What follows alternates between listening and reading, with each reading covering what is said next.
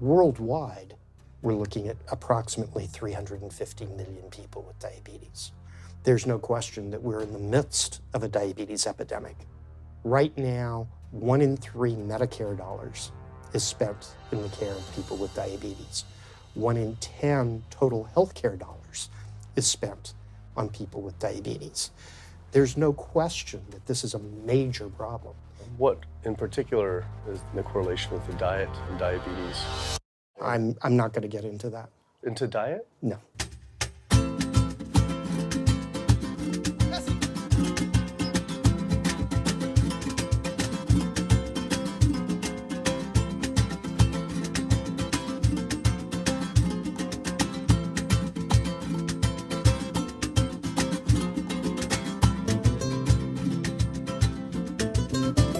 My name's Kip. I'm a filmmaker from San Francisco and I have a confession to make.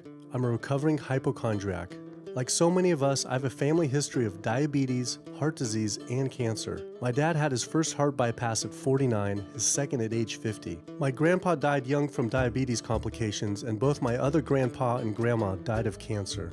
I was always paranoid that I would also get one of these diseases. Like any good hypochondriac, WebMD Symptoms Checker was essentially my browser's homepage. Even in my teens, I took Metamucil every day and a daily aspirin. I read all the latest self-diagnosis books, I ate every multivitamin I could get my hands on, and I was obsessed with bodily functions. I followed all the large health organizations' recommendations for preventing disease.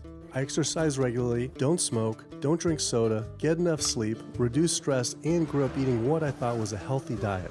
Until World Health Organization this morning has classified processed meat such as bacon and sausage as carcinogenic, directly involved in causing cancer in humans. Processed meat is clearly linked to an increase in cancer. Hot dogs or bacon could be just as dangerous as smoking cigarettes. the World Health Organization had looked at over 800 studies from 10 different countries, finding a direct link to consuming processed meat and cancer. Just one serving of deli meats daily increases your risks of colorectal cancer by 18%. I had no idea that what we ate affected cancer rates, but I never felt like I had eaten a lot of processed meats until I realized that processed meat includes hot dogs, bacon, sausage, salami, ham, pepperoni, cold cuts, and deli slices, basically everything I grew up eating.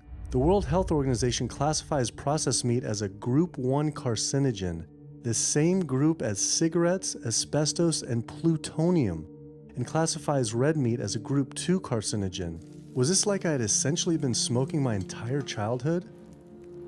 If processed meats are labeled the same as cigarettes, how is it even legal for kids to be eating this way? I thought this was new information, but many of these studies had been around for 50 years. I couldn't believe I'd been eating processed meats virtually my entire life and was just now finding out how dangerous they are.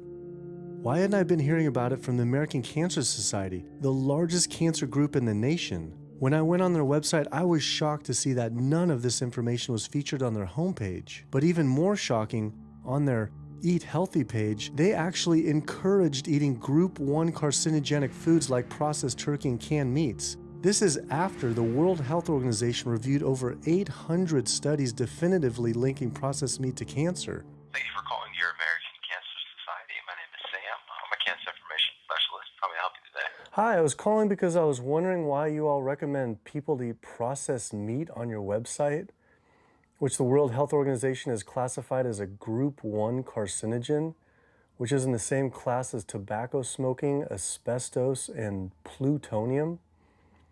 This would be like a lung association having a how to roll your own cigarette section on their website.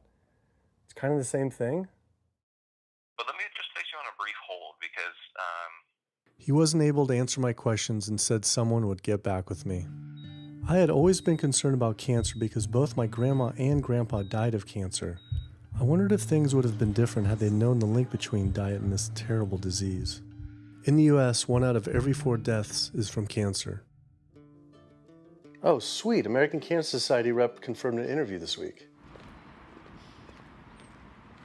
So we just went in for the interview with the American Cancer Society rep, and the security guard said there's no interview scheduled. So I went into my phone, and it turns out last night, after I told her that the interview is going to be about the correlation between diet and cancer, she said she could no longer do the interview. After repeated emails asking why she was declining my interview to simply talk about diet and cancer, she stopped responding altogether. Why would an American Cancer Society rep not want to talk about this? I was, however, able to connect with a growing movement of doctors who are willing to talk about the link between the standard American diet and disease. And it goes beyond just cancer. I took my old trusty van, Super Blue, once again out on the road. 2/3 of adults are now overweight or obese, and we have an epidemic cascade of debilitating disease that's overcoming the country. There's no way we can sustain the current style of care with the epidemic that we're creating with our diet and lifestyle choices. The diabetes, the arthritis, the heart disease, the dementia, the obesity, the cancers are affecting about 70% of deaths. All the data is that those 70% of deaths and morbidity are largely lifestyle related and preventable. Most kids by age 10 in the U.S. already have fatty streaks in their arteries, the first stage of atherosclerosis leading to heart attacks, strokes. Here in American medicine, we operate from the disease model. We are in the business of treating sick people. We are not in the business of trying to prevent people from becoming sick. When you look at chronic disease risk, all the things that we walk around worrying about, actually dietary choices trump smoking when it comes to those risks. If I could deliver one message to the researchers who are looking for the cause of diabetes and the cause of clogged arteries and the cause of high blood pressure and the cause of obesity, I would tell them the answer's in 3 words. It's the food. It's what Americans are eating. Today, with 2/3 of Americans being overweight, clearly there's a food issue. In the next 25 years, 1 out of every 3 Americans will have diabetes. My name's Michael Abdallah. I'm from Atlanta, Georgia, and unfortunately I was diagnosed about 10 years ago with diabetes, and 8 years ago I had 2 stents put in. I don't know where to go, I don't know what to do. You're just like out of options and you don't know what to do. You're taking medicine, you listen to this doctor, and the cardiologist says take this, and the endocrinologist says take that. Then your general practitioner doctor says you don't know what's going on here. And it's a real challenging thing, and it's something that you don't want to get. You just don't want to get it. Government and media almost exclusively blame lack of exercise and sugary foods as a cause of diabetes. But I wanted to talk with an actual expert on the role of diet and diabetes. I went to speak with premier physician, diabetes expert, and researcher, Dr. Neil Barnard. What role does sugar play in causing diabetes? It drives me crazy. Diabetes is not and never was caused by eating a high carbohydrate diet, and it's not caused by eating sugar. The cause of diabetes is a diet that builds up the amount of fat into the blood. I'm talking about a typical meat-based, animal-based diet. You can look into the muscle cells of the human body and you find that they're building up tiny particles of fat that's causing insulin resistance. What that means is the sugar that is naturally from the foods that you're eating can't get into the cells where it belongs. It builds up in the blood, and that's diabetes. I had never heard that meat was associated with causing diabetes. We had always been told that sugar or obesity caused it. Renowned weight loss bariatric surgeon Dr. Garth Davis, though, agreed. Everyone thinks that you get diabetic because of carbs. They did a huge study in that EPIC study, 500,000 people. Carbs consumption was inversely related with diabetes. In other words, the more carbs someone ate, the less diabetes they had. But meat was strongly correlated. Get that aha moment. The starches, the carbs are good for you. They're not bad for you. This idea that carbs make you fat is utterly ridiculous. Carbs cannot make you fat in and of themselves. We have storage in our muscles and in our liver for carbs called glycogen. So when we eat carbs, we either store it or we burn it. Now, eat fat, that goes straight to your fat. Your body can't turn those carbs into fat unless you're really overdoing the calories. Obesity, it's a death sentence. You are at much higher risk of getting cancer. You're almost certainly going to get diabetes. I mean, no one wants to fat shame, and we all want everybody to be comfortable with our bodies, but this movement to be comfortable with our bodies has made us comfortable with being sick, and that's a huge problem. I go into the hospital and I look around me, people on dialysis, all these sick people, and just about every disease in there is because of what people are eating. Here's the thing. If I eat a sugary cookie, The sugar lures you in like the Trojan horse, but waiting inside that cookie is a huge load of butter or shortening, and that's what fattens you up, and that's the part that leads to the diabetes. It's the fatty foods, not really so much the sugar. It's not that sugar is good for you. There's no nutrients in it. It's excess calories. But when you eat sugar, you don't get inflammation right away. When you eat sugar, you're not getting plaques forming in your vessels. When you're eating sugar, your body's going to store most of it as glycogen or burn it as calories. And so this focus on sugar has taken all the focus off meat, dairy, eggs, pork, turkey, chicken. People need to understand, if their child gets diabetes, you've just taken 19 years off their lifespan. We're talking life and death. I realized there was so much more about diet and disease that I hadn't ever learned. It felt as if this information had been practically withheld. Processed meat causes cancer. Sugar doesn't cause diabetes. I had doubt about the claims these doctors were making, so I did some searching on my own. Harvard researchers looked at 9 prospective studies finding that just one serving of processed meat per day increased risk of developing diabetes by 51%. The link between eating meat and developing diabetes became undeniable. But when I went on the leading diabetes organization's website, the American Diabetes Association, not only did they not have this information front and center, they were featuring recipes for red and processed meat. And on their recipes for healthy living, they had bacon-wrapped shrimp? What the hell? All right, send an email to American Diabetes Association, see if they'll get back to us. As destructive as diabetes is, it pales in comparison to heart disease. Over 17 million people die every year from cardiovascular disease. It is the leading cause of death around the world. Nearly 1 out of every 3 people will die from this disease. The amount of people who die from cardiovascular disease is the equivalent of 4 jumbo jets crashing every single hour, every single day, every single year. My name is Amy Resnick, and I'm from Swampscott, Massachusetts, a little bit north of Boston. And I recently went to my doctor for asthma because I had a very hard time breathing. And while there, she did some blood work, and one of the tests was C-reactive protein, and on a scale there was a scale of 1 to 3, 1 being low for cardiac event, 3 being high for cardiac event, and my number was 10.82.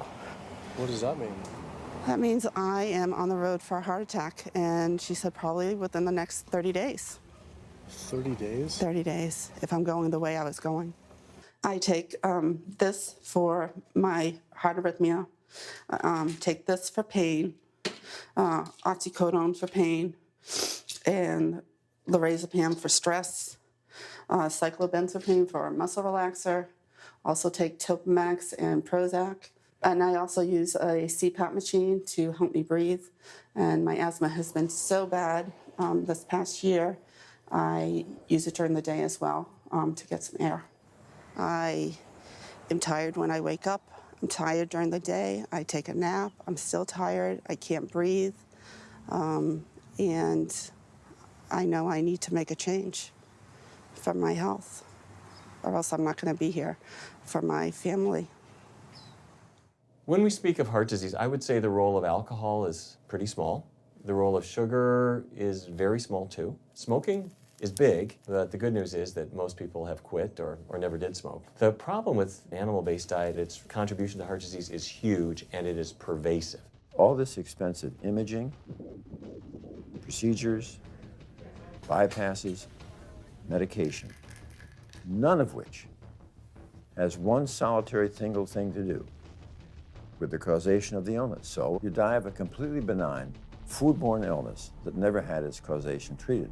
When we eat these kind of dead meat bacteria toxins, within minutes, you get this burst of inflammation within your system such that you basically paralyze your arteries. You get this stiffening of the arteries, their inability to relax normally in half. So it's not like decades down the road eating unhealthy, there'll be some damage. No, we're talking damage right then and there within minutes of it going into our mouth. Many people are given the diagnosis of Alzheimer's disease when it's not true Alzheimer's at all. The vast majority of people suffer dementia due to their tiny blood vessels in their brain clogging up. up and their nerve cells being shortchanged of oxygenated blood. And guess where that blood vessel dementia comes from? Those little tiny arteries are clogging up from that steady stream of fat, cholesterol, etc. It's really quite clear from the standpoint of cancer and the standpoint of cardiovascular disease that animal protein plays an enormous role. Is chicken better? It's a question of whether you want to be shot or hung. The flesh food that I would eliminate from the American diet would be poultry, would be turkey and chicken. A brilliant advertising campaign has convinced people that, oh, it's white meat, it's healthier. The leading source of sodium in the American diet for adult is chicken. It can be labeled all natural chicken, but be injected with the salt water, having up to 800 milligrams of sodium. Heterocyclic amines are clear-cut carcinogens, and they can form in any kind of meat as it's heated, as it's cooked.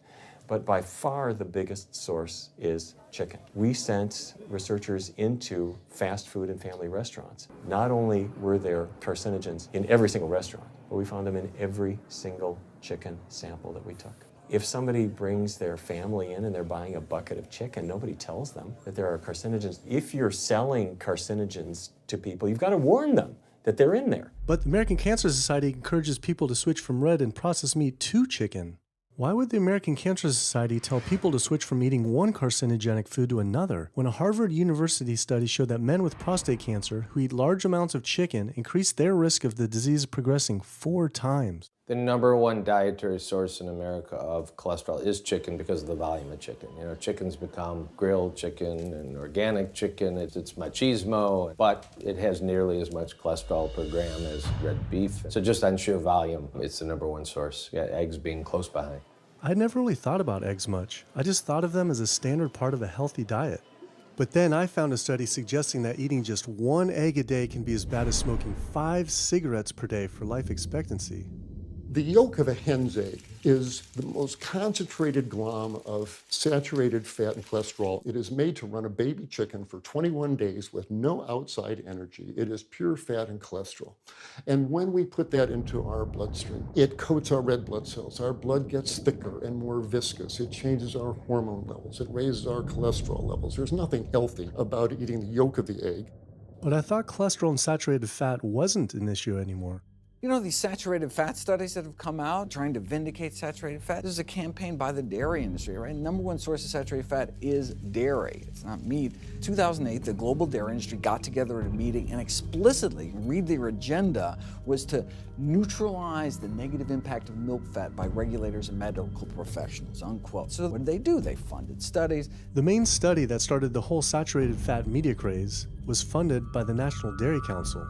The egg industry similarly funds studies that confuse consumers by making claims that eggs don't negatively affect heart function. That is, only when compared to eating a McDonald's sausage McMuffin? So what they're really saying is that eating eggs is just as bad as eating a McMuffin. When you eat foods like beef or steak or a processed meat, a hot dog, you're not just getting saturated fat. You're also getting other additional toxins that are in that food. There's heme iron, carcinogens, processing chemicals. This is all a lot more complicated than just looking at saturated fat. You know, the strategy is not on making their products any safer. The strategy is to just try to confuse the public, to introduce doubt. You know, there's a famous tobacco industry memo. It's called "Doubt is Our Product." That's all they had to do. They didn't have to convince Americans that smoking was healthy, right? They just had to introduce doubt. Then they would win. If there's just enough controversy, people kind of throw up their hands, I don't know what to eat. Confusion is their game. I really don't think people thought what they ate led to heart disease. They think, oh, it's genetic, my parents had it. I don't think people really think that what they ate led to diabetes. I think, oh, my parents had it, I was gonna get it. And certainly cancer, they don't think that way.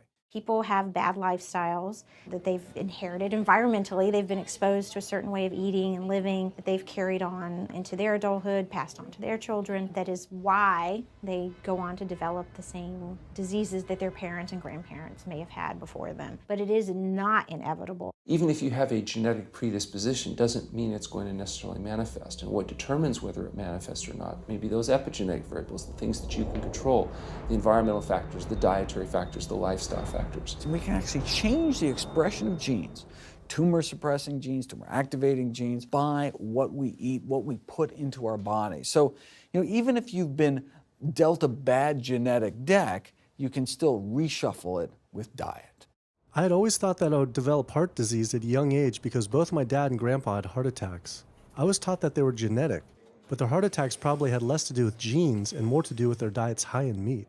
That's why when I went on the American Heart Association's Heart Healthy Recipes page, I could not believe they had an entire section on beef recipes. This was just like the American Cancer Society encouraging eating Group 1 carcinogens on their site. Meatloaf, pork loin, steak on your recipe list? Are you kidding me? It's like this menu is trying to give people heart attacks. At your website, we noticed Heart Healthy Recipes, and we were kind of bewildered by why there's a bunch of recipes on, a whole section on beef recipes, and there's also a section on egg recipes when there's such a strong link between beef, red meat, and heart disease. I honestly don't know because I don't do that, I guess. That's not what I do. Another organization rep that wasn't able to answer my questions, but he said that he'd have someone get in touch shortly. I was, however, able to talk to the president of the American College of Cardiology, Dr. Kim Williams. So the American College of Cardiology is a 47,000 member and growing organization with a dedicated mission to reduce heart disease and to improve patients' lives. And if you look at the incidence of hypertension and diabetes and mortality in men, they actually get reduced as you go higher and higher in terms of how much you restrict animal products. What about fish? So fish is a little different. You've got the 4 worries, which is PCBs, mercury, saturated fat, and cholesterol. And the cholesterol is all over the place. You can hit tuna in water, that'll be almost less than a glass of milk, to salmon or tilapia, which is higher than a pork chop. If you look objectively at fish, what you find is they've become essentially mercury sponges. And that's why in many parts of the country they warn you, don't have more than so many of these fish a week because it's getting too much mercury can kill you. Fish are eaten by bigger fish who are eaten by bigger fish, and these pesticides and herbicides bioaccumulate in the fish flesh. And these big fish, including the salmon, which people think is the healthiest fish, truth is the amount of pesticides and herbicides in the flesh of these fish are shocking, and they have estrogenic and cancer-promoting properties in them. They'll say, well, but don't sardines have less concentration of toxic waste product than other ones? Something being less toxic doesn't make it healthy. It just makes it less toxic. Farmed fish is by no means healthier. All the antibiotics that these animals have to be fed, similar to chickens and turkeys kept in confinement. These fish get infections. They get fungal infections, they get bacterial infections. You've got to feed them antifungals, antibiotics, and these substances accumulate in the fish flesh as well. I always knew that pollution was bad for our health, but I had never thought about the environmental pollutants affecting food. Dioxins, being the most toxic man-made chemicals known to science, cause all sorts of things. They cause endometriosis, they cause cancers, they cause endocrine disruption problems. Most of your exposure, 93% of it, comes from eating meat and dairy products because it climbs up in the food chain so effectively. So you can get exposed living near these incinerators and breathing it, but it'll take you 14 years to breathe in as much dioxin as a cow will ingest by eating the grass in one day. And that dioxin will accumulate in its fat, which includes the milk and the meat, and anyone eating meat or dairy products is going to get that dose of dioxin, so it climbs up the food chain every step. Men have no way in their bodies to get rid of dioxins, but women have 2 ways. They're both involving having a baby.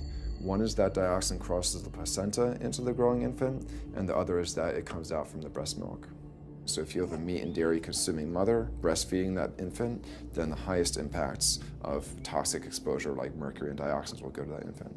Pregnant women are told, oh, certain types of fish should be avoided. But what about all these other animal products which are introducing, imagine as the fetus is developing, introducing these very harmful toxins which create reproductive abnormalities, developmental problems, and hormonal issues right as the child is developing, the most critical stage of development. It does make you worry when people say, don't you want to have a little bit of milk because you're pregnant? Don't you want to have some fish because you're pregnant? Who do you think is going to get the chemicals that are in that? All these environmental toxins and toxins from the feed that they're being fed accumulate in their tissues and are released into the mother and unfortunately to the child when you eat these products when you're pregnant.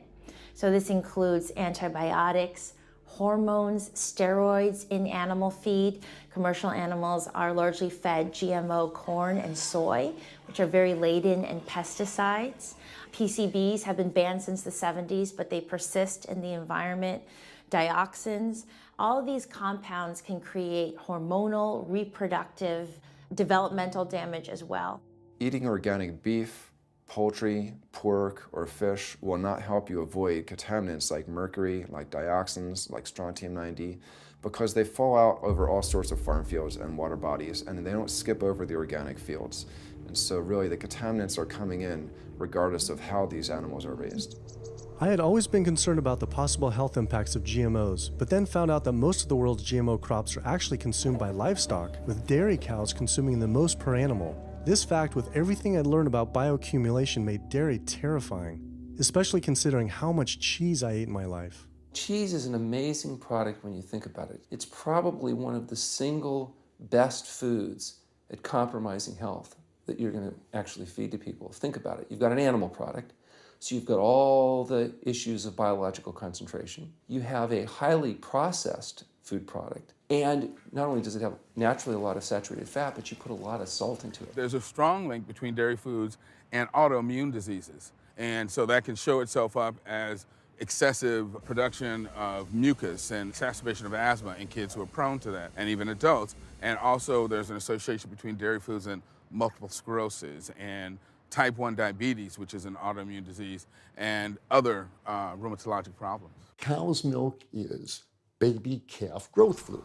That's what the stuff is. There's absolutely no child or human on earth who actually needs the milk of a cow any more than they need the milk of a giraffe or a mouse. Most people in the world are lactose intolerant. I mean, that's the normal state of affairs. Why would your body create this enzyme to digest lactose after weaning, after infancy? It doesn't make any sense. 73% of African Americans are lactose intolerant, 95% of Asians, roughly 70% of Native Americans, and about 53% of Hispanic Americans are lactose intolerant. Our government is encouraging Americans of color to eat foods that it knows is going to make them ill. Ultimately, what that boils down to is the government is telling me as an African American to eat food that's going to make me ill for no health benefit so that it will benefit dairy farmers. That's a form of institutionalized racism. Yeah, milk is a risky food for human consumption. As a pediatrician, I see on a daily basis children suffering from conditions that are linked or associated to dairy consumption, such as eczema, acne, constipation, acid reflux, iron deficiency, anemia. Cow's milk protein is the most allergenic food. People think, well, no, I want hormone-free, not injected with bovine growth hormone. But milk is this hormonal fluid, so it's just packed with sex hormones and natural sex steroid hormones like estrogen, progesterone. In fact, doesn't matter if it's conventional milk, doesn't matter if it's organic milk. Milk without hormones, that's an oxymoron. Organic dairy has just as much saturated fat and cholesterol and galactose and all the things that you don't want as conventional dairy. Dairy products in general have a lot of other products associated with it, not the least of which is pus. I mean, they actually have laws limiting how much pus you can actually have in a milk and still sell it. I believe it's like 750,000 pus cells per cc. Because, I mean, you wouldn't want too much pus and it'd be like pure pus. People might object. In fact, you could think of cheese as kind of coagulated cow pus, if you would. But I was always told that we need milk for strong bones. I'm Jane Chapman, and not too long ago, finally got some x-rays of the hips and back. Severe bilateral osteoarthritis of the hips. And actually, I'm scheduled for 2 hip replacements. That's bone on bone. It's the grinding of the joints. My stability is scary. I hold on to the walls if I'm at home. I've been told to use a walker. I'm only 61. This is not how you're supposed to live when you're this old. I have a really hard time believing that that's all that's left. Researchers have studied bone development in kids and whether they get stress fractures and that kind of thing. And the kids who drink the most milk have 0 protection. Milk does not build strong bones. Harvard researchers have looked at a large group of older women. Over an 18-year period, the milk drinkers had 0 protection from fractures. So this old notion that somehow milk is going to build strong bones or protect your bones later in life, it's a myth. People that drink milk have higher rates of hip fractures, have more cancer, and live shorter lives. It turns out that countries with the highest dairy consumption also have the highest rates of osteoporosis, so clearly drinking more milk doesn't protect your bones. Doing more research, I found that dairy was linked to many different types of cancer as well. Just like many of us, I thought that the majority of cancer was due to genes, but only 5 to 10% of cancer is actually genetic. Any cancer is caused by a DNA mutation, but that's not enough. So that can cause that first cancer cell, but one cancer cell never killed anyone. 2 cancer cells never killed anyone. But 1 billion cancer cells, now we're running into problems. So we need to reduce the growth factors in our body, like IGF-1. Insulin-like growth factor 1 is this cancer-promoting growth hormone involved in every stage of cancer cell growth and spread and metastases. Any animal protein boosts the level of IGF-1. Dairy products increases your risk for various forms of cancer, especially those related to your hormones. So breast cancer, prostate cancer, ovarian cancer. So this is not a product, even in its most pure state, you want to be consuming because it does come with risk. I found out that dairy can increase a man's chance of getting prostate cancer by 34%. And for women who've had breast cancer, just 1 serving of whole dairy a day can increase their chance of dying from the disease 49%, and dying from anything 64%.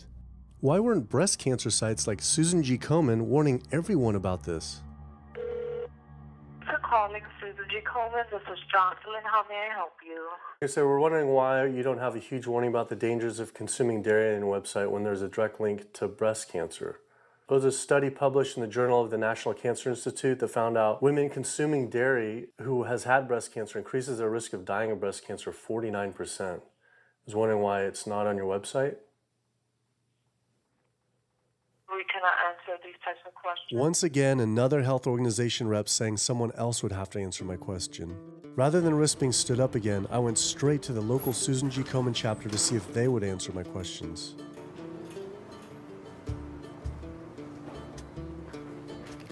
They didn't want to answer my questions in person either, and told us to stop filming, but promised they would connect me to the national office directly. Susan G. Komen's Pink Ribbon campaign had done a lot to raise awareness for breast cancer, although it was confusing to see pink ribbons on dairy yogurt containers. Breast cancer can be prevented with a healthy diet and lifestyle, but we're not. We're talking about pink ribbons and putting all the money into research for the cure. I, for one, know that I would want my daughter, my mother, me, I want to focus on not getting to that point, and that's where I would like to see more energy and effort put.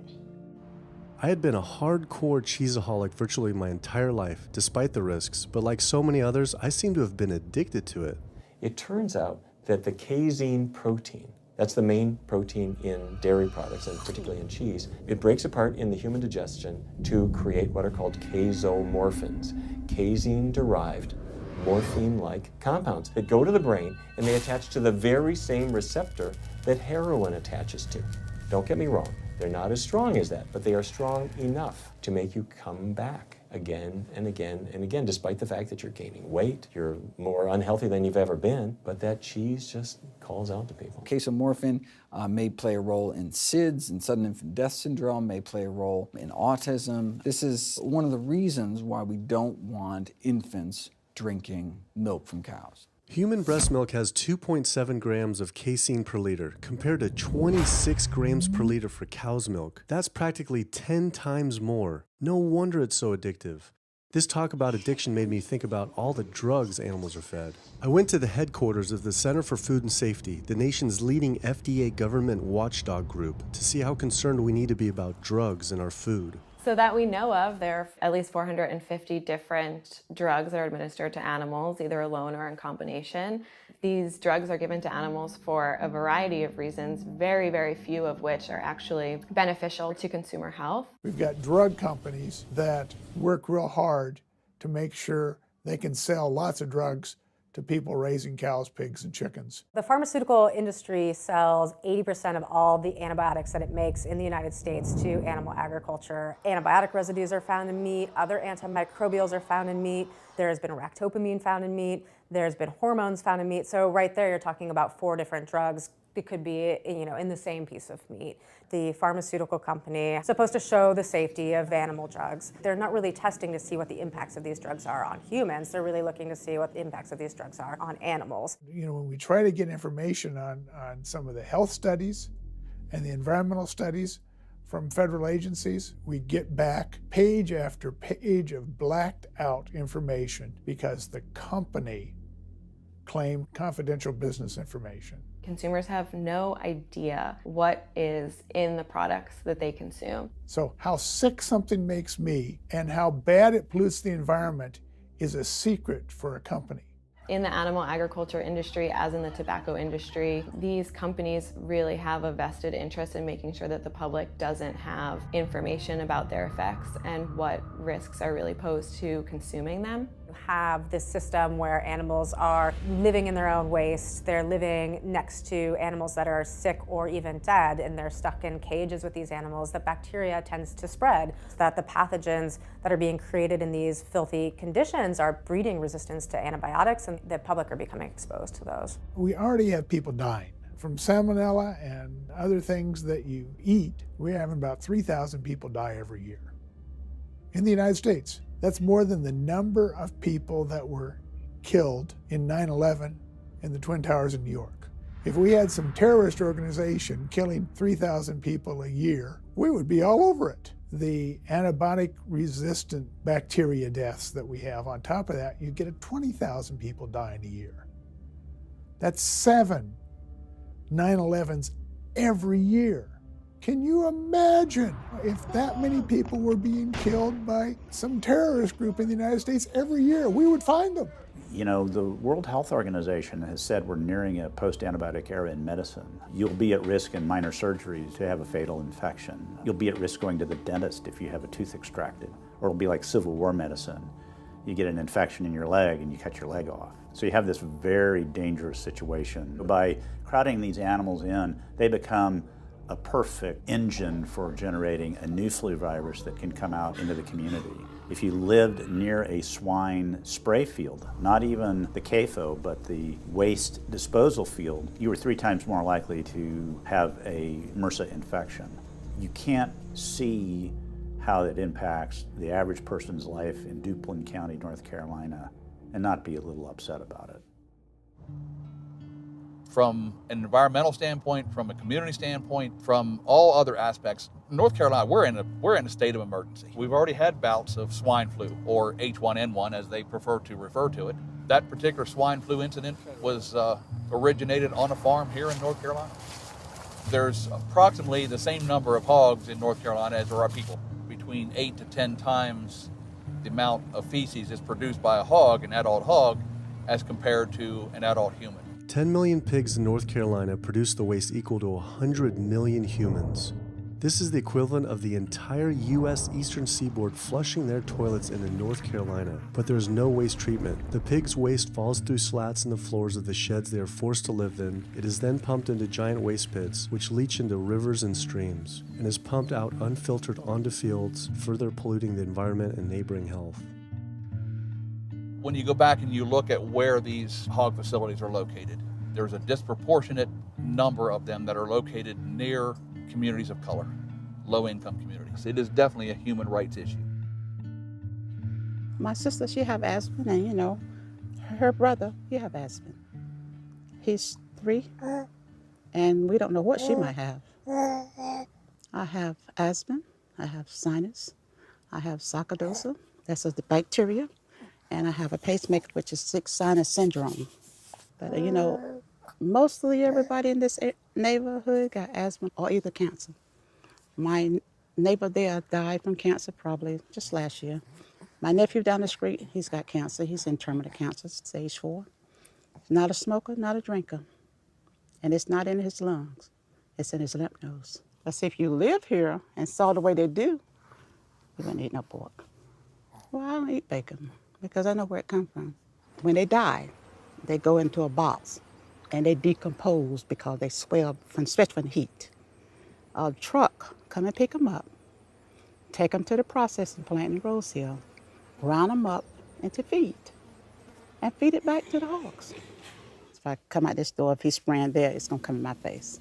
It hit you right in the face. Smell like something that you have never smelled before. It smells worse than a dead body. It's the family graveyard. I have my grandmother out there, my sisters, my brothers. When we go to the funeral, he used to spray. During the funeral? During the funeral, yes, during the funeral. Yeah, he spray.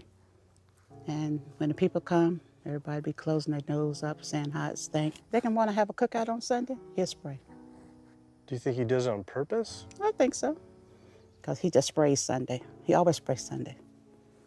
And in most of these area, hog houses and turkey house is in the black area or the Hispanic area.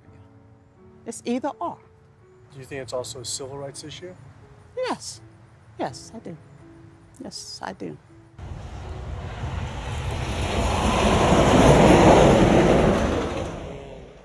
There have been times in the past that I have gotten ready on the Sunday, gotten ready to go to church and come out, and the smell was so strong that I had to go back and regroup because it got in my clothes and I just couldn't go to church smelling like hogs, you know. I just couldn't do it. So I don't think the government cares. They care more about cooperation than do people, individuals. And they're going to keep on, they're going to put more chickens in this state. This is the feast season. You're in capital of the world right here in North Carolina. My state, look, there's a blue line stream right here come into my property almost, and the Contentney Creek right here. I've seen that blue line stream now filled with feces and urine from that hog pen, and they can say, well, we feed the world. They're not interested in feeding the world. They're interested in making money. You take the money away from them, they'll let the folks starve. Because if you want to feed the world, you can feed the world with more corn, using corn and wheat and stuff like that, and you can meat. Meat is a luxury item. When we're doing things that hurt other people, we're wrong. But a lot of good people will sit there and eat bacon knowing that it's causing someone else to be very unhappy. I woke up the next morning to find the Burden River had experienced another massive fish kill from the pollution running off hog farms. Tens of thousands of fish were washing up on shore. All this talk about health, I realized that I was only focused on personal health. But health started to mean so much more to me. It was about health of my family and our communities. I couldn't under good conscience support an industry that I knew was harming others. Pollution from animal agriculture isn't just an issue in North Carolina, though. Raising animals for food produces more greenhouse gases than the entire transportation sector. It is a leading cause of rainforest destruction, species extinction, ocean dead zones, and freshwater consumption.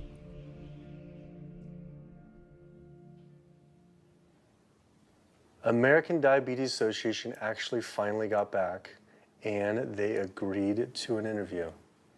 Preparing for their American Diabetes Association interview, I took a look at their diabetes diet and meal plan recommendations, and they were loaded with foods associated with causing diabetes. How could they expect people not to get diabetes if this was the food they were recommending? And then, I saw multiple peer-reviewed studies published on the National Institute of Health website showing that a low-fat, plant-based diet was more than twice as powerful at controlling and even reversing diabetes than the ADA recommended diet that included meat and dairy.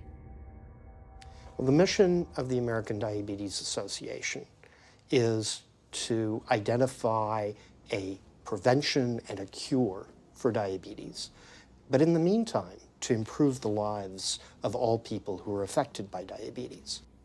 And what's the best way to prevent this? For type 2 diabetes, it's unclear. We can't prevent type 2 diabetes in everybody. When we were doing the research, we came across a lot of studies that said that you actually could potentially cure or reverse diabetes with a purely plant-based diet. I don't believe there's sufficient evidence to demonstrate that. How does it compare to the ADA diet that you recommend? We don't recommend a specific diet. We recommend healthy eating. The one that's on the website. We recommend healthy eating. There is. Do you have a whole? You have a whole list of exact day-to-day, the meal plan, the whole meal plan? All they are selections of foods to consider. We do not have a diabetes diet. But with that selections, that you consider that plan compared to a plant-based plan? No one's done that study. We found actually some studies, that a 74-week study found that low-fat vegan diet versus the ADA plan in type 2 I diabetes. think we're done here. I'm not gonna get into an argument about. Oh no, I was just wondering the studies of if this is true or if it shows that. Any diet works. Any diet works if people follow it. But if it's a diet that's not the proper diet, like if anyone follows a diet that they eat I can't tell you what a proper diet is. I can tell you what an improper diet is. So then we can talk about the good diets. I'm not sure why. I'm not going to get into that. Into diet? No. Why not? If that's where you want to go with this, I'm sorry, I'm not the person that you should be talking to. And why is that though? If that's what you want to get into, I'm not the person you need to be talking to. Who do we talk to about diet? You can talk to anybody you want. But that's interesting though. Why not recommend a diet? Because the data don't exist to support it. But if we see data that we looked up that supports it with, like, you know, the NIH, in Europe, the European Association of Studies. We're done. I'm sorry. I'm not going to get into that argument with you. No, it's not an argument. I'm not going to get into the argument. Why is it an argument? It's just talking about in European study of diabetes and other places that have studies, why... There are lots of studies. Why is it even an argument? There are lots of studies in the literature, many of which have never been replicated or, frankly, are wrong. That's why we do peer review, okay? The European Association of Study of Diabetes has been peer reviewed? Or I don't know what study you're referring to, and in the absence of being able to see that study, I'm not going to comment. I could show it to you. I'm sorry, I don't have the time for that. I just don't understand why it's an argument, though. Okay.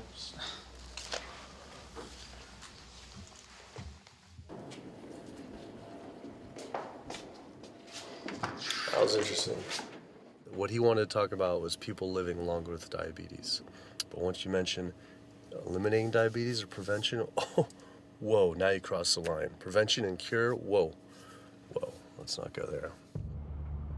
Not only did Dr. Ratner, the chief medical officer of the American Diabetes Association, not want to talk about diet, but the fact that he had such an emotional reaction to my question made it feel I was digging into something that he didn't want uncovered. I had always thought there was no prevention for type 1 diabetes, but then I did research and came across countless studies referencing the link between exposure to dairy at a young age and type 1 diabetes. I mean, this is a food made for baby cows. Cow milk protein gets into the bloodstream, and the body says, hey, this isn't supposed to be in the bloodstream. It makes antibodies to the cow milk protein, which then attack the pancreas and destroy the pancreas. How is this possible that ADA wouldn't have this forefront on their website? Why wouldn't they be warning all parents about this, even if there were only a slight chance? Why were they recommending people to actually eat these foods linked to diabetes? It seemed all of the large health organizations were encouraging people to eat the very foods linked to the diseases they're supposed to be fighting against. American Heart Association promoting beef, American Cancer Society promoting processed meat, pink ribbons on dairy products, and bacon-wrapped shrimp on American Diabetes Association. And then it all came together. What if? And there it was. The American Diabetes Association was taking money from Dannon, one of the world's largest dairy yogurt producers, Kraft Foods, makers of Velveeta processed cheese, Oscar Mayer processed meats, Lunchables processed kids meals, and Bumblebee Foods, makers of processed canned meats. American Cancer Society was taking money from Tyson, one of the world's largest meat producers, and Yum Brand, owner of Pizza Hut, KFC, and Taco Bell. Susan G. Komen was supposed to be fighting breast cancer, was corporate partnering with KFC, Dietz Watson Processed Meats, and Yoplait Yogurt. And the American Heart Association was probably the most disturbing of all, taking hundreds of thousands of dollars from the beef industry, poultry, and dairy producers, and millions from fast food and processed food manufacturers. Every single one of these organizations was taking money from meat and dairy companies that are associated with the causes of these diseases. This would be like the American Lung Association taking money from the tobacco industry. I was sick of not getting answers, so I went to the headquarters of these organizations myself. We have to speak to someone in person. There's millions of people dying from the foods that they're recommending people to eat. I wanted to find out why Susan G. Komen had accepted $35 million from Yoplait when their products can increase a woman's chance of dying from breast cancer 49%. And ask American Cancer Society if taking money from KFC and Tyson was the reason they promote eating meat. But every one of these organizations declined to be interviewed. What's really sad is that we cannot trust information from these leading health organizations like the American Heart Association, the American Diabetes Association, because they are taking money from the very industries who are causing the problems that they're supposed to be helping to prevent. So that makes the truth something that you are not going to be hearing, as far as nutrition goes, from these organizations. Well, that would be the end of their funding, that would be the end of their jobs, that would be lawsuits, they would bring the entire catastrophe down upon their heads, and they would essentially disappear as organizations. This one time I got invited to a charity fundraiser for the American Diabetes Association. And I showed up and they had a whole buffet and it was all just animal products. I remember like a big thing of barbecue chicken. And I was like, I stormed out. I said, like, serving chicken at a diabetes event is like serving alcohol at an AA meeting. It just doesn't make sense. We had scheduled to film an interview with a prominent surgeon, but before we could get inside the building, the hospital's media relations manager stopped us. Actually, I understand that Dr. said that you could film here today, but unfortunately that's not going to be able to happen. I know that he advocates for patients changing their diets, but the hospital makes money off these surgeries, and the reality is he does too. So we can't do anything that's going to negatively impact the hospital, so unfortunately you're not going to be able to film here today. I was sickened by how open she was about the hospital being more interested in profits than people's health. But it wasn't just this hospital or these organizations. Even the U.S. government is involved too. Every 5 years, the U.S. Department of Agriculture creates dietary guidelines for Americans. The committee who writes these guidelines has been made up of individuals who have received money from McDonald's, the National Dairy Council, the American Meat Institute, the National Dairy Board, the National Livestock and Meat Board, the American Egg Board, Dannon, candy and sugar companies, Coca-Cola, and Anheuser, just to name a few, which means we are getting our dietary recommendations from the very industries that are killing us. And when the USDA, makes a pyramid or a power plate every 5 years for the American public, they're going to guarantee that on that plate are going to be foods which, when consumed, will result in millions of Americans perishing. The USDA, which is supposed to be protecting us, has two missions. It's supposed to protect us, and it's supposed to protect the producer. And guess what? When those two come head to head, they usually choose the producer. In internal documents uncovered by Dr. Greger, the USDA admitted that eggs cannot legally be called nutritious, low-fat, part of a balanced diet, low-calorie, healthful, healthy, can't say it's good for you, or even safe. Yet they still promote these products to the American people through federal checkoff programs. If you ask somebody if they've heard of a checkoff program, the odds are they haven't, although daily they are seeing the messaging that these programs produce. So checkoff programs are responsible for the messages that we see on TV, on the internet, on bus billboards and magazines that say things like, milk, it does a body good, or milk life, beef, it's what's for dinner, pork, be inspired, the incredible edible egg. The dairy checkoff program gave $12 million to Domino's to just market cheese-heavy products. And this is the USDA, this is the government. If you've seen those ads for the Pizza Hut pizza, the stuffed crust, or a pound of cheese, those are all government advertising schemes for the industry. How can we put more cheese on beef? How can we put more milk in a coffee? Things like that to just drive consumption of these just unbelievably unhealthful products. So McDonald's, for instance, has 6 people staffed full-time, according to records we've found, whose salaries are paid for by this government program, but funded by the producers who are regulated by it. And these 6 people sit there at McDonald's headquarters and just come up with ideas. Triple cheese decker McCheese muffin stuffed bacon cheese slider? With extra cheese?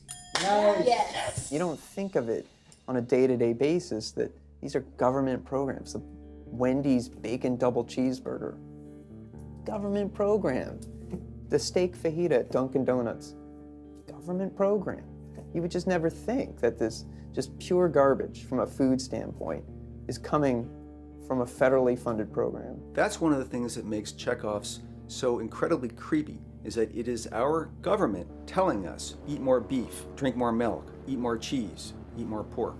One of the very effective ways that the dairy industry promotes its products is to reach children because kids are impressionable, they're going to be consumers for their entire lives, and you might as well get them while they're young. So dairy spends at least $50 million promoting its products in public schools throughout the country with posters with people with milk mustaches and messages like milk it does a body good or milk life.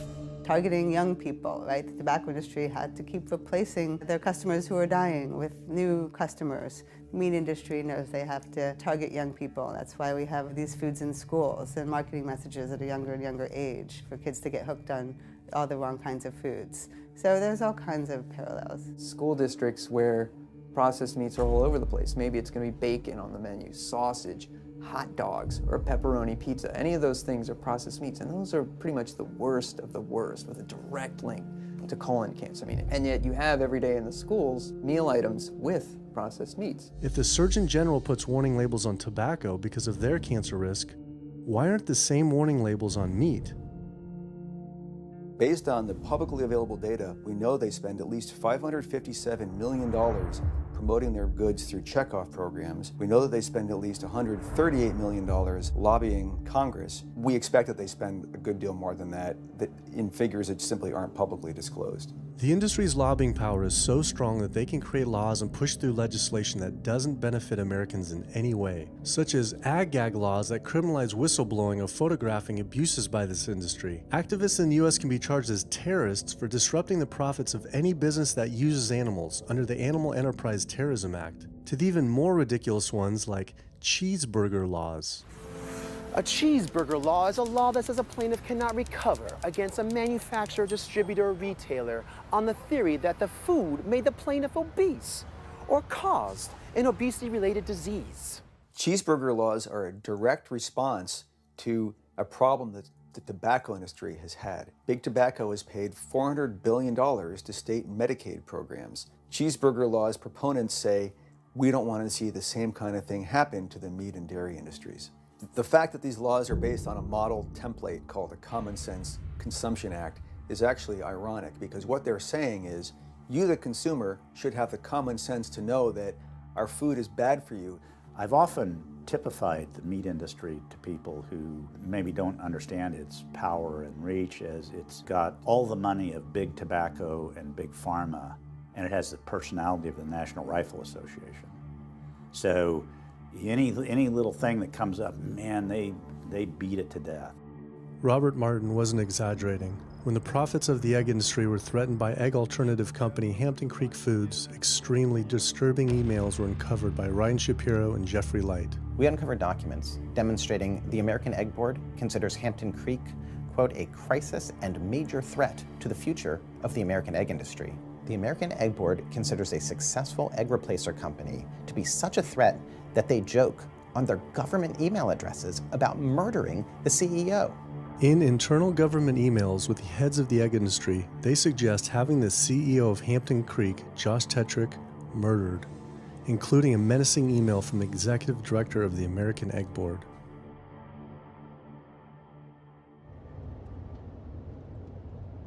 The meat producers don't have to pay for the heart disease or the environmental destruction or any of the other externalities, as economists call them, that their products cause. You know, then there's the whole pharmaceutical aspect of it, and the fact that there's a very strong pharmaceutical industry and lobby that has a huge stake in preserving the status quo. And these chronic diseases, these are the cash cows of the pharmaceutical industry. You have a $5 billion stent industry. Do they ever want to see that go away? We've got a $35 billion statin drug industry. Do they ever want to see that go away? I'm talking about the pharmaceutical industry effectively controls what doctors are told. Most research isn't put into prevention, it's put into the medication that we might use for that particular disease. I'm on 2 different high blood pressure medicines, 6 asthma type medicines, even after 4 years of shots. And then another medicine to help take care of side effects from some of those medicines. I'm on high-level antidepressants, a couple of different pain meds for my back and hips. I'm taking about 16 drugs, not counting the insulin in the morning. I take insulin morning, insulin night, 32 to 34 units of insulin. Lantus to be exact. Some of these meds are for diabetes. This is for peeing. I have to use this for my prostate, and then I have to use this for the heart, and I have to use this for blood pressure. And it's just on and on and on and on. The doctors are telling me this is what I've got to do for my whole life, and it's frustrating, and it's very stressful, and I don't know how long my liver is going to last taking all this stuff. Under conventional medical treatment, whether it be for autoimmune disease or even conditions like high blood pressure or diabetes, you're told that you have to take drugs. And not just for a week or a month or a year. You're told you have to take drugs forever.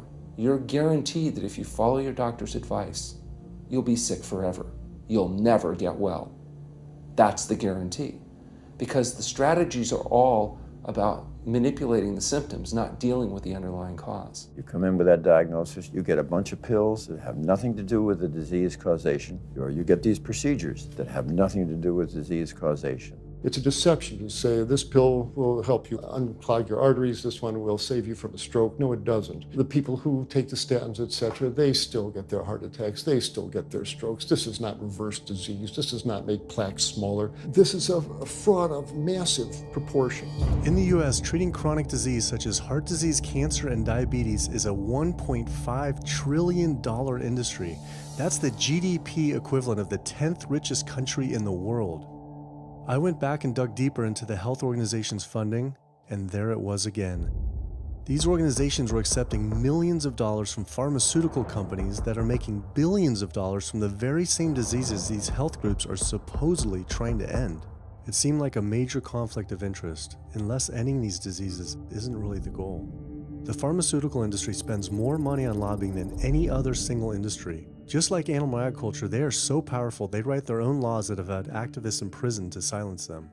Government's in bed with anyone that gives them the most money, which is the pharmaceutical industry, which is the animal ag industries. Like, they are pumping the government full of money and resources, and in return the government's giving them what they want: subsidies, imprisoning activists that go against them. And I think it's quite telling that these industries are working so hard and spending so much money to criminalize people for simply taking a picture, for simply recording what's going on inside of these facilities and making it known to the public. They're behind walls, they're underground, they're in these secret facilities that no one knows about. But if they did, they would be shocked and outraged. And I think people would not want to think that their pharmaceuticals, that their food are coming from these places. And that's why I think the ag laws are what they are, is because they are trying to silence people into not speaking out and not showing the truth. I finally realized how deep the collusion truly is between government and these industries, and how dangerous it could be to expose them. These concerns intensified after meeting the USDA whistleblower who revealed mad cow disease in the US meat supply. USDA operates like the military. So when I got on TV and that, right away USDA sent out memos to all the veterinarians and food inspectors. If anybody from the media ever contacts you, do not talk to them. Refer them to Washington, D.C., and we will talk to them. So right away, shut up everybody. American public should be very concerned about this. What's going on with USDA? Here in the United States, we have at least 4 cases of mad cow disease, but I'm almost positive there's more cases than that, but the government isn't looking for it. So what you're saying is that there could be already mad cow disease in humans. Right, and I think a lot of it was misdiagnosed. With the Alzheimer's or dementia, it takes several years, you see the progression, but to make it easier, these doctors just sign off on it as dementia or Alzheimer's without actually taking a biopsy of the brain to see if it's that, or is it actually a prion disease like Creutzfeldt-Jakob disease or mad cow disease. Do you think it's safe to eat meat? I personally don't think it's safe to eat it because of the fact how the line speeds are increasing, and also our inspectors are not well trained enough. At the present time, the line speed now is going about 220 cows an hour. That gives you about somewhere around 4 cows per minute, so that's 15 seconds per cow. These dangerous slaughter speeds means that animal waste ends up everywhere. Testing shows 88% of pork chops are contaminated with fecal bacteria, 90% of ground beef, and 95% of chicken breast sample contain animal waste bacteria. There is nothing clean about eating this way. But it just isn't waste, it's also pus-filled infections. You can see there's a bump or some kind of abscess underneath the hide. Most of the time when the hide's pulled off, Either that will open up the abscess and the pus will come out, or if it's deep-seated, when the inspectors are doing their work or the company employees, they might stick their knife into an abscess and it explodes all over the place. I had heard enough. I was utterly disgusted by the corruption, the greed, the disease, and the abuse I was learning about. The very animals we were killing us and the planet. But so many people eat meat and dairy every day of their lives, and we are so concerned about getting enough protein. Do we have to eat meat to get complete protein? Oh my God. You want me to jump off this building, don't you? No. Well, first of all protein is made by plants. I'll state that again for the record. All protein is initially made by plants, all of it. And it is not necessary to eat animal tissue in order to get protein. Only plants have the ability to actually take nitrogen from the air, break those molecules apart, and incorporate that nitrogen into amino acids and then make protein. Any protein you get from an animal is simply recycled plant protein.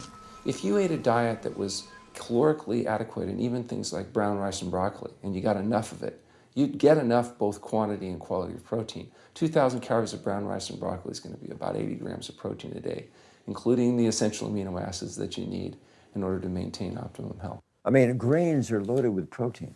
Beans are loaded with protein. Vegetables are loaded with protein. You really want to get your protein from plants because plant proteins have a much more beneficial effect on our physiology. The funny thing about protein is most Americans get about twice the amount they need. Most Americans get less than half the amount of fiber they need. But the conversation tends to always be about protein. So in my mind, it's just this magical marketing campaign that protein has taken on over the decades. The question is not where do you get your protein, it's where do you get your fiber? I have never in my professional career seen a protein deficiency. I've never seen someone come in eating normal amounts of calories and they're protein deficient. You just don't see that. So human milk has the lowest protein content ever in any species ever tested. I mean, that's the fluid that's been designed by evolution over millions of years. And that's just like the perfect food for human babies, right? Perfect food, lowest protein content any other mammal. And so it gives a sense of kind of protein requirements for food. Anything. So look, then rat milk, ape milk, donkey milk, any milk has ever been tested. And you hear this a lot in bodybuilders. They're like, well, I need, chicken, or I need fish to be, to be strong, to build muscle tissue. That is utter nonsense. The largest, strongest terrestrial animals on the planet are all herbivores. The biggest, strongest animals are all herbivores. When we bring in people and they're on meaty diets and we transition them to a plant-based diet, we always track what they're eating. Their vitamin intake goes up. Their nutrition overall goes up, dramatically better. And these same people might worry in advance, will I get the nutrition that I need on a plant-based diet? The fact is, you're not getting the nutrition you need on a meat-based diet, and you're going to get dramatically better nutrition on a plant-based diet. For an average-sized guy like myself, I need about 56 grams of protein a day. That's optimum. Probably I really need 30 to 40 grams a day. Diets that are really high in these protein create diabetes, create heart disease, create cancer, create the diseases that I'm treating on a daily basis. But this is the opposite of what all the high-protein diet fads say. The food you eat determines the bacteria that live in your gut. Well, you eat animal flesh every day. You are summoning up bacteria that eat carnitine. And those bacteria will turn that carnitine into a molecule called trimethylamine. Your liver then turns that into trimethylamine oxide. That's a molecule from hell. That molecule drives cholesterol into the artery walls. And the people who are consuming this flesh-based diet are contributing to plaque building up. They may lose weight on this diet, and that's good. But what's happening inside your arteries, paleo friends? What's happening is that plaque is building up, and these are the folks who dropped dead at the gym at 39. Boy, he was lean and he looked really good. But where is that cholesterol going? It's going into your artery walls. So I believe these paleo folks are setting themselves up for an epidemic of clogged arteries, colon cancers, autoimmune diseases. This is not a healthy diet. We are not carnivorous apes. Humans' closest living relatives are chimps, who get 97% of their calories from plants and the remaining 3% mostly from insects. Comparing the anatomy of true omnivores like bears, who eat both meat and plants, to frugivores like primates, who eat almost exclusively plants, the differences are pretty clear. Frugivore teeth have flat molars for chewing plants, where omnivore teeth are serrated for stabbing and tearing flesh. Frugivore jaws can move forward and back and side to side. Omnivore jaws cannot. Omnivores have much stronger stomach acid for digesting meat compared to less acidic stomach acid of frugivores. The intestines of frugivores is 9 times their body length compared to 3 times for omnivores. This is because meat will putrefy in the gut unless it is moved through quickly. If humans were indeed true omnivores, we would need to change our physiology and appearance quite a lot. But we fit every requirement of a frugivore. We may behave like omnivores, but anatomically, we're frugivores. Human beings, unlike bears and raccoons, and to some extent dogs, don't have that mixed anatomy and physiology that you see in the true omnivores, and thus we are not true omnivores. In humans, the canines have become really small and rounded and actually function like accessory incisors. They're utterly useless for ripping and tearing anything other than an envelope. So the idea that the mere presence of the canine somehow means that we're supposed to eat meat is silly. He was right. I always thought my canines were for meat, but what kind of animal could I actually kill and eat raw with these tiny teeth? The thought alone was disgusting. I mean, everybody loves a smoothie made with fruit and even some vegetables, but if you think about putting a fish or a piece of beef in a blender and grinding it up, the thought is absolutely repulsive. All these diseases I had learned about were from eating a diet our body wasn't designed for. What would happen if we started eating a diet our body actually was designed for? The data is crystal clear that you can stop and reverse heart disease with plant-based diets. Scientifically shown, I've seen it in my own patients. People who adopt low-fat plant-based diets can actually reverse their heart disease, and that literally means watching the plaque start to go away, something they didn't think could happen. My experience with patients is, and those studies show, that when people adopt a fully plant-based diet, their cholesterol levels plummet within a few days. And if you do blood tests in a couple of weeks, you'll see dramatic improvements. Yes, your numbers are going to look great within a week or two. Your cholesterol can come crashing down. In fact, if you're on medications, your doctor may have to pull off your blood pressure medication so your blood pressure don't drop too low because it can work too good. Like that, the side effect is not having to take drugs. In a groundbreaking study published by Dr. Esselstyn following patients suffering from cardiovascular disease, 99.4% were able to avoid major cardiac events by going plant-based. Because it's not just heart disease. It's hypertension, it's diabetes, it's strokes, it's heart attacks, it's several of the autoimmune diseases, lupus, asthma, GERD, osteoporosis. I mean, there's a multitude of diseases, even rheumatoid arthritis. It can be so dramatic. When you see these poor souls with just absolutely crippled with rheumatoid arthritis go plant-based, then they come off their medication. I wanted to follow up with Jane Chapman, who had been suffering from severe osteoarthritis, and I could not believe what I saw after only a few weeks of fasting and changing her diet. So it's so amazing to see like this only a few weeks later. I know.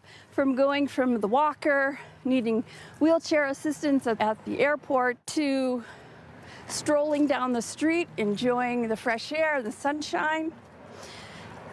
2 weeks. It's all it took, 2 weeks to get off all the meds and start to feel the inflammation just kind of drain out of the body, where the movement was much easier. Just a lot of healing occurred very, very rapidly just by doing the right things for your body. When you're treating diseases with drugs, you know, there's one drug you take for cholesterol, a different class of drugs you take for high blood pressure, different class of drugs you take for diabetes. But with diet, a plant-based diet affects all these diseases, one diet to kind of rule them all. The impacts of eating this way go far beyond ourselves. By getting rid of heart disease alone, we would save up to $48 trillion in the USA, 3 times the US GDP. Conditions like high blood pressure, you don't have to take the drugs the rest of your life and be sick forever. What you can do is live in such a way that it gives the body a chance to heal itself. We took 174 consecutive patients with high blood pressure, and 174 people were able to lower their blood pressure enough to eliminate the need for medication. For inflammatory bowel disease like Crohn's, the best remission rates ever achieved through plant-based diet. MS, multiple sclerosis, the best results ever achieved compared to any medical, surgical, any kind of intervention was a plant-based diet. You can see that with every sequential reduction in animal products, people live longer, they have less heart disease, they have less cancer, they have less diabetes. You can actually take human cancer cells, you put them in a petri dish, and you can drip the blood of those eating vegan, get about 72% suppression in human prostate cancer cell growth in vitro. They wanted to try this again with women and breast cancer. So they said, let's see what a plant-based diet can do. After just 2 weeks, their bodies cleaned up. You drop their blood on the same carpet of cancer cells. You can clear off the whole plate. This is after just 2 weeks eating healthy, which raises the question, what kind of blood do we want in our bodies? My background is in industrial and systems engineering, and that was my career path for a long time until I got thyroid cancer, and everything changed from there.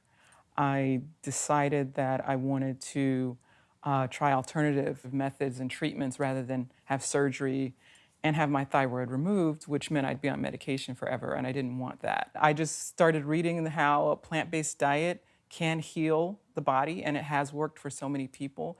So I immediately just switched to a completely whole food plant-based diet. After a year, the cancer was completely gone, and my thyroid had shrunk to normal size, and I was completely free of that.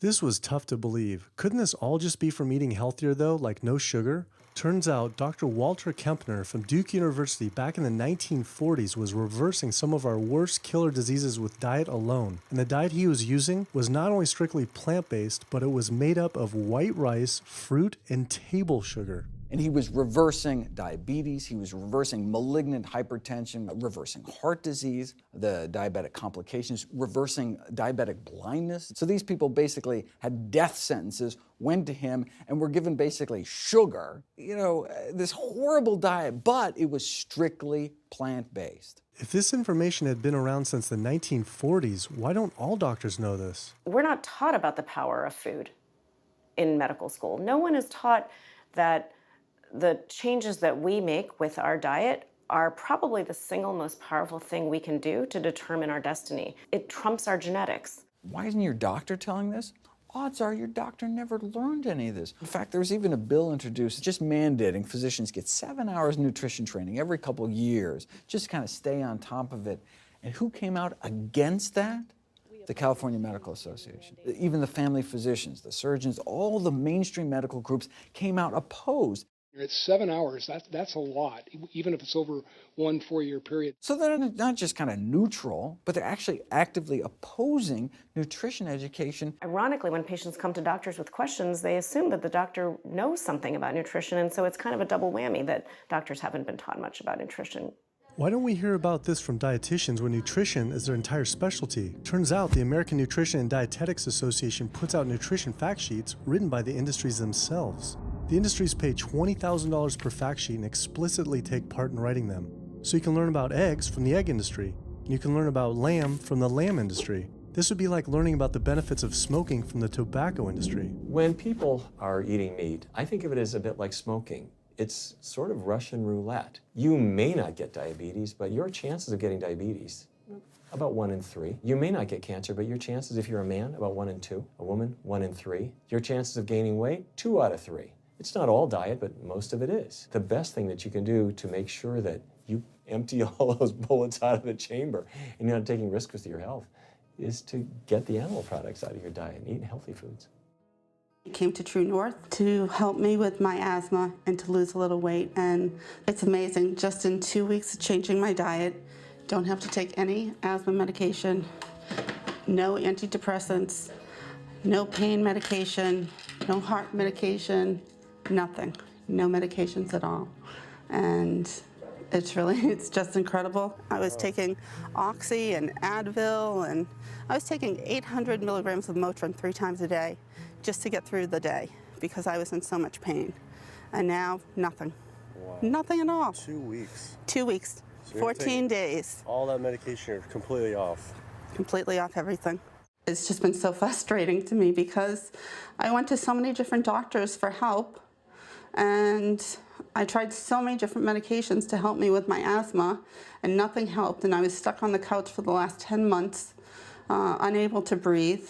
And now in 2 weeks' time, 14 days, I'm off my medication, and I can breathe, and I feel good, and I can walk. My life has changed, and it only took 2 weeks of a whole plant-based diet. That's incredible. Yeah. That is incredible. It really is. That's amazing. It really is. I feel so blessed and so good and just so happy to be doing this, and I'm hoping that I can be a role model for other people and not be pushy about it, because everyone's going to do it in their own time. But thank God my time is now. So. Thanks. Thanks. As powerful as Amy's story was, I knew for some, eating 100% plant-based would still seem extreme. I think there's this sense that everything's okay in moderation, right? But we haven't seen that moderation works. There really isn't a study that shows that by eating meat and eggs in moderation, you can actually turn your heart disease around and get better. But I know people who've given up meat and they felt sick. Yeah, it's unlikely that anybody's symptoms are caused by a dead, decaying flesh deficiency. The lack of highly processed animal food products in the diet is not going to be associated with the causal factor about why they're sick. There is going to be a reason why they're not feeling well, but that's not going to be one of them. So I've had people go vegan and they come back to me and they're like, I'm hypothyroid and my doctor says I'm hypothyroid because plant-based diet makes you hypothyroid. I'm like, so what does your doctor tell all his meat eaters that are hypothyroid? What's an animal flesh or dairy that you can't get in plant-based? Cholesterol, heterocyclic amines, E. coli. You know, if you think about it, there is nothing in an animal-based diet that you can't get in healthier form somewhere else. The only other vitamin is vitamin B12. It's not made by plants, not made by animals either, made by little microbes that blanket the earth. So because the way we live in our sanitized world, unless you're eating bacteria-contaminated foods, we need to get a source of B12 from somewhere. And so the healthiest, cheapest, safest source is to get a vitamin B12 fortified food or vitamin B12 supplement, not to get it from meat and dairy. What about people who say they have to eat meat for their blood type or their genes? I mean, it's just like I need meat because I'm a Capricorn, or I need meat because I have an A+ blood. I mean, it's like, what do you say? No one has to eat meat. I mean, there's no vitamin, mineral, nutrient that you can't get from non-animal sources. Valentine's Day, I decided to go vegan and give up all meat, which was never in my thoughts in a while, million years, but I've heard so much success from people that are vegan. And so I gave up all animal products whatsoever. I've lost 29 pounds. I've been able to cut my meds in half. I've been able to cut my insulin in half. And now I'm going for the moon. I'm going to cut it all out. In the last 6 weeks, we've just had 3 grandchildren. And my ugly face is going to be around to see them graduate from high school and college. I'm going to be here. My mission is to let everybody know you do not have to suffer from diabetes and cancer and heart disease because someone in your family had it or because the doctors are telling you this is what's going to happen. You can take charge of your health and have a positive outcome just like I did. The reason I'm so committed to this is, my grandmother had diabetes and I didn't know what I know now about healing the body. And if I did, I feel like she could have lived at least a few years longer. And so it's in her honor that I do what I do. Because I could save someone else's grandmother, aunt, uncle, father from that, So I'm excited about getting the message out there. There's a common belief that eating plant-based is expensive. Not at all. It can be done in a very inexpensive way where you buy foods that are in season and you shop in the bulk bins, and that saves a lot of money. You can eliminate a lot of your expenses on your grocery bill by not buying meat and dairy because those things are expensive. Our meal plan for a family of 4 is $25 per person in the family. 2064 is your total. 2064, whoa. That's for an entire week of food. Really? An exploding movement of elite athletes are utilizing vegan diets to heal injuries, speed recovery times, and enhance their performance. Before I was vegan, I was only bench pressing 315 like 5 times. Then after going vegan, I was doing 400, 425, 465. And I was like, oh my God, this is amazing. I'm vegan and I'm bench pressing 465 pounds. This is ridiculous. And as soon as I went vegan, tendinitis started disappearing. My strength in my right arm started coming back. High blood pressure was going down. You can't be strong and be dying on the inside. That's not strong. That's weak. That's really weak because you look big and strong on the outside. Yeah, big man. No, but your heart's crying for help on the inside. You're dying. I'm a professional parkour athlete, a two-time world freerunning champion, and more recently I got into Ninja Warrior where I'm captain of Team Europe as we won USA versus the world. For something like Ninja Warrior and parkour specifically, you really need to have a good strength to body weight ratio. So I was carrying mass that I really didn't need. And when I went vegan, I lost 15, 20 pounds. I was more agile, I was more efficient, more stamina in my body. Just that extra bit of pop that I didn't have before, it just gave me that extra strength. So this is a very vibrant way to live. It can enhance you as an athlete. For me, 100% better athlete than I was before. It unlocked a whole new chapter of my training. The science is there, the health is there, the athletes are there proving that you don't need to eat dead animals to be strong, to be healthy. I started working out when I was 47 years old. All the muscles you see, I gained as vegan. I gained 15 pounds of muscles on my body, eating all plant-based vegan foods. All the aches and pains in my body, it just went away. Because I'm not ingesting so many inflaming foods, the acidic foods that animal products are. Gorillas, rhinos, and elephants, they all get their muscles and strength from eating plants. That's what I do. I travel all around the world for my surfing, and I've always been able to eat vegan. I feel like if you want something, you can make it happen. I just don't make any excuses. I would never not be vegan now that I know all the benefits and now that I know how it feels to be vegan. Every aspect of my life has been improved by adopting this lifestyle. I feel better, I perform better athletically, I sleep better, my energy with my kids is better, my focus at work is better, everything is better. My skin cleared up, kept myself trim for 9 years now doing this. All I can tell you is that I felt and I continue to feel better than I ever felt before. My friend Jason Lester and I were the first people to do this challenge called Epic 5, which entailed doing 5 Ironmans on 5 Hawaiian islands in under a week. An Ironman is a 2.4-mile swim followed by a 112-mile bike and then running a marathon, 26.2 miles after that. So we did 5 of those in a row on 5 different islands in a little under a week. Yeah. You almost die? Yeah. Did you die? So I guess the famous question, where did you get your protein in there? From plants. Like so many people, I was looking for excuses not to change my diet. But once I finally did, I felt liberated. Within days, I could feel the blood running through my veins with a new vitality. Within weeks, I felt a transformation throughout my entire body and mind. Not only could I survive on a purely plant-based vegan diet, I could thrive. I felt amazing. I competed in my first marathon in 6 years, training half the amount and beat my personal record by 23 minutes. Less than a month later, I did my first full Ironman. Although I could possibly get away with eating a little bit of meat and dairy without ill effects to my personal health, I could no longer willingly support an industry I knew was causing so much suffering to communities, families, and all life on the planet. A whole new world opened up.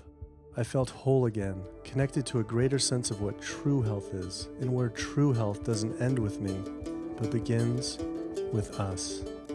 If people adopted a plant-based diet, the changes we would see in our individual health, in our national health situation, and in this physical environmental world we live in would be so profound. I mean, today, you can say, I'm not going to eat that stuff anymore. It's one thing that I can do myself personally to make a difference. It will give you a greater sense of well-being and happiness when you know that, one, you're not destroying your health every time you sit down to eat, you're not promoting cruelty, and you're not damaging the earth. I don't want my gains to be at the detriment of the planet of other things. And yet I'm not weaker, I'm stronger. That's the beauty of it. When you're altruistic, when you make choices for the greater good of others, it comes around, benefits me as well. It benefits us all. Studies show that we can not only survive, but we can thrive. I just feel this is a great way to live, not harming other beings when we can be healthy and happier. I love it. It's a great life. I never thought that I could feel this good at this age, and I just want everybody to feel this way. I feel like a 20-year-old. I'm almost 50. Nothing tastes as good as healthy feels, basically. And so the choices that we make every single day, day in and day out, around our food, has the capacity to bring us true health and optimal wellness, not just individually, but collectively, as a species and for our planet. We're not going to live forever, but while we are alive, we can live well. And for me as a doctor, that's what I want to see. Where there's a will, there is a way. And I believe that.